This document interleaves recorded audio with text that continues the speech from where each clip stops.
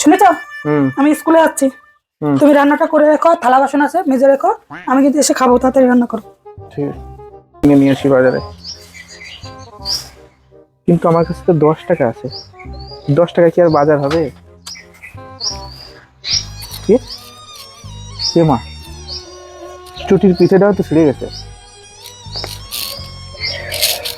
পকেটে 10টা টাকা, এতে কি বাজার করবো আর কি চটির পিঠে পাল্টাবো? হবে না, যাবো না।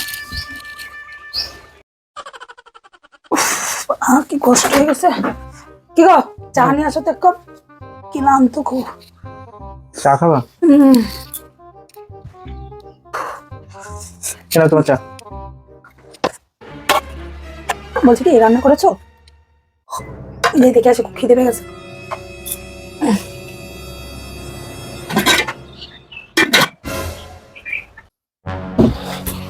এই তোমারে যে আমি বলে গেলাম রান্নাটা করে রেখো, আমি এসে খাবো, এখন কি খিদে পাইছে?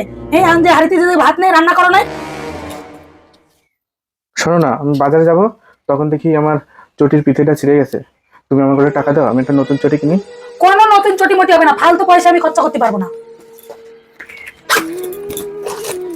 10 টাকা দিচ্ছি, চটি ফিতে লাগাই নিয়ে আসো, ধরো, যাও, ফালতু পয়সা নেই আমার কাছে।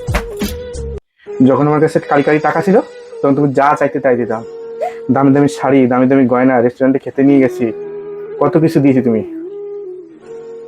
আর এখন এখন আমার কাছে টাকা নেই, তুমি এরকম কুকুরের মতো ব্যবহার করছো আমার সাথে। লোকে ঠিকই বলে, যাদের স্বামীর কাছে টাকা পয়সা নাই, যাদের বউ চাকরি করে, তাদের স্বামীর কোনো দাম থাকে না বাজারে, তাদের স্বামীর প্রয়োজনই হয় না।